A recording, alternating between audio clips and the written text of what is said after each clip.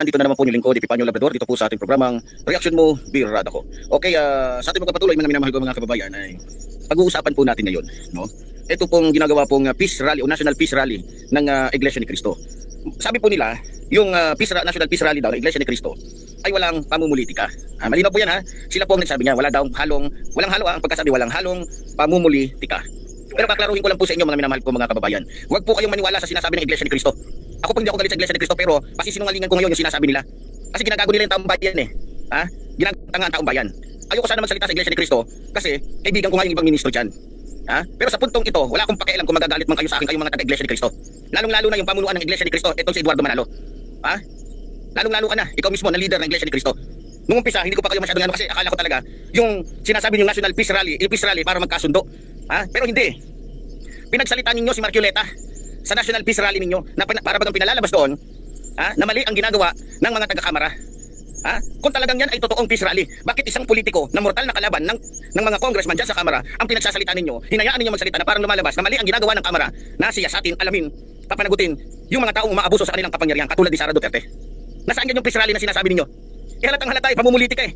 Kung hindi pamumulitika yung ginagawa ng Iglesia ni Cristo, bakit nyo hinayaan na magsalita si Marcoleta? Yan lang ano ko sa inyo. Yan lang ang masasabi ko. Good morning Gerardo Cory Jr. Tama ka kapatid. Ako ay NC pero sa nangyari nung rally, nakialam si Marcoleta, grabe. Natitinod tulog ako. Natitisod. Yan, okay. Bongtera, Labrador, hindi mo alam na mali ang kamera. Sira ulo, tarantado. Bongtera, tirahin kita ngayon dyan, makita mo eh. Anong hindi alam? Ang sabi ng Iglesia ni Cristo, yung peace rally na yan ay walang halong pamumulitika, kundi ka pa naman bobot, sira ulo, gago, di puta, walang niya, gago, demonyo. Halatang halata eh.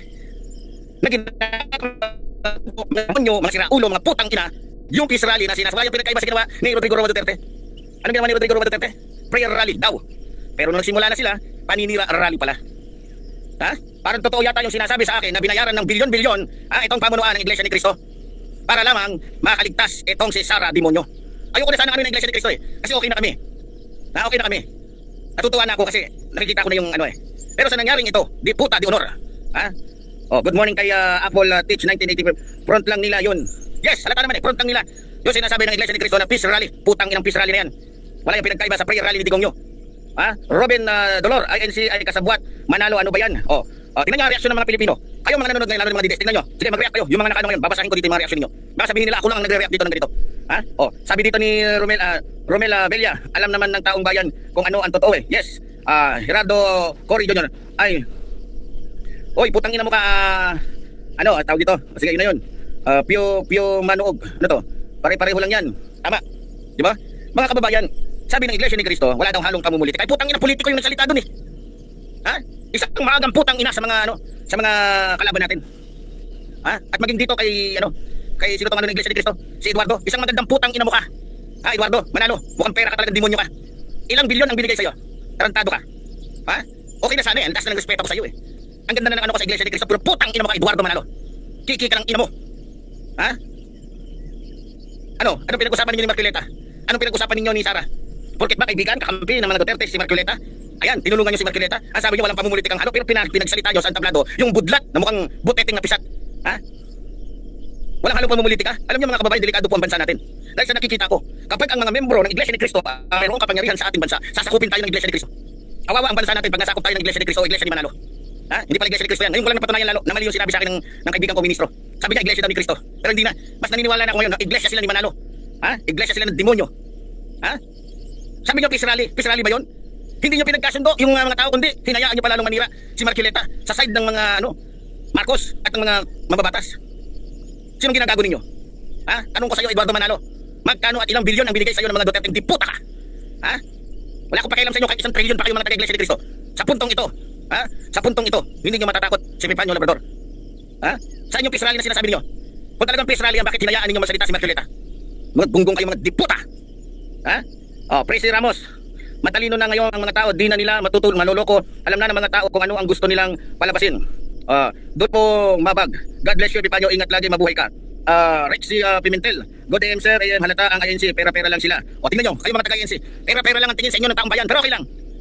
Kahit pa 2 milyon kayo, putang ina ninyo, mayroon pang 30 milyon na tao na sumusuporta sa aming mahal na Pangulo. Hindi nga kayo umabot ng 2 milyon eh. Ha? Sabi ko nga kahit pa 100 beses kayo mag-peace rally, mga demonyo kayo, mga sinungaling kayo, peace rally, mga kikinang ina ninyo. Ha? Yan ba yung peace rally ninyo? Pinagsalita ninyo si Marcoleta? Politiko na mortal na kalaban? Ha? Ng gobyerno? Ng mga congressman? Ang ina ninyo, akala ninyo may isahan ninyo ang tambayan? Lumalaki ulo ng Iglesia ni Cristo, alam niyo mga kababayan. Pinagmamalaki ng Iglesia ni Cristo kasi, marami sila. May influensya daw sila. Putang ina ninyo, hindi nga ninyo ma-overtaken sa dami ang Katoliko. Na kung tutuusin, wala kayo sa kalingkingan sa dami ng Katoliko. Ha?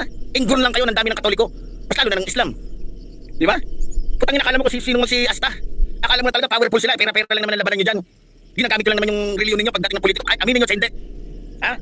Hindi alam naman sabihin ng mga leader nyo, binibigyan kami ng pera. Natural, hindi nila sasabihin yan. Pero marami ng mga ministro, marami ng magpapatunay yan na pera-pera lang yan sa Iglesia ni Cristo. Ang ina ninyo. Okay na sana ako eh. Nakaatin na ako sa kapilya ninyo. Ang ganda ng ano niya sa loob ng kapilya ninyo. Pero kung gaano kaganda ang loob ng simbahan ninyo, ganoon naman kawalang niya. Ganoon naman kadumi yung kalakaran ninyo. Oh. O tingnan mo ha. Nolan Tariyasin. Irespeto ko ang INC pero hindi ang leader na si Manalo. Gamit lang membro ng INC dapat dyan. Pabaksakin si Manalo, pera-pera lang ang pinagagawa niyan. Tingnan mo, reaksyon ng tambayan. Ha? Manalo, putang ina mo ka. Kaya pala pati kapatid mo, pati mga magulang mo. Para lamang hindi ka matanggal sa posisyon mong demonyo ka. Ha? Kawawang bansa natin mga kababayan kapag puro membro ng Iglesia ni Cristo ang may katungkulan sa ating bansa. Kawawa po tayo. Kukontrolin po tayo ng Iglesia ni Manalo. Ha? Kukontrolin po tayo ng Iglesia ni Manalo. Kaya ano niyo man, alamin niyo man kung yan may kaugnayan lalo na si Marcoleta ng Iglesia ni Cristo. Dahil alam niya, Iglesia ni Cristo siya, ginamit niya ng gusto yung pagiging membro niya ng Iglesia ni Cristo. Tingnan niyo, marami pang politiko na mag-i-Iglesia ni Manalo, tandaan niyo. Dahil nakita nila, pag Iglesia ka ni Manalo, pag ikaw ay congressman, tutulungan ka ng Iglesia ni Manalo. Kahit ikaw ay si Raulo, kahit ikaw ay gago, tutulungan ka. Kaya kawawa mga Pilipino, isa sa banta ng bansang ito ang Iglesia ni Manalo, tandaan niyo. Tandaan niyo itong sinasabi ko, kaya tayo mga Pilipino, lalong-lalo na mga Katoliko, mga born again, at iba pang mga reliyon, magkaisa tayo. Tingnan natin kung may magagawa ba Iglesia ni Manalo. Ang yayabang ninyo, hindi nga kayo umabot ng 3 milyon eh. Hindi na nga umabot ng 2 milyon, ang yayabang ninyo, baka nakalimutan ninyo na 32 milyon ang bumoto kay Pangulong Ferdinand Marcos Jr. Wala kayo sa kalahati. Kaya wag kayong kumasta na para bagang napakaano na ninyo. Ha? Kaya lang naman kayo dumadami, kaya lang naman lumalawak, kaya lang may mayaman ng Iglesia ni Cristo dahil namimilit kayo sa mga membro ninyo na magbigay. Pag hindi nakapagbigay, tiwalag. Ha? Walang pabalita ko, walang pinagkaiba sa Iglesia ni Kibuloy itong Iglesia ni Manalo eh. Iisa yung Caracas eh. Ha? Okay na eh, ang ganda ng title, National Peace Rally. Ha? Wala yung pinagkaiba doon, ang ganda na sana eh. Prayer rally ng mga Duterte. Pag sinabing prayer rally, mananalangin, ipagdadasal yung mga dapat ipagdasal. Walang halong paninira, walang halong mga ano. Eh putang ina, wala tong pinagkaiba doon kay Digong nyo. Di ba? Talaga naman. Basta mga kulto na reliyon, ganun talaga. Di ba? Sinayang ninyo ang ano ko sa inyo, okay na sana eh. Nakukumbinsi na ako eh. Na maganda ang Iglesia ni Cristo, ganito, ganyan, ganito. Di puta. Dahil lang sa isang politikong kay Marcoleta, na halos lumuwa na yung mata ah. Ha? Tangina naman. Ang aga-aga naliligo tayo ng murahan dito dahil sa kalukuhan ninyo.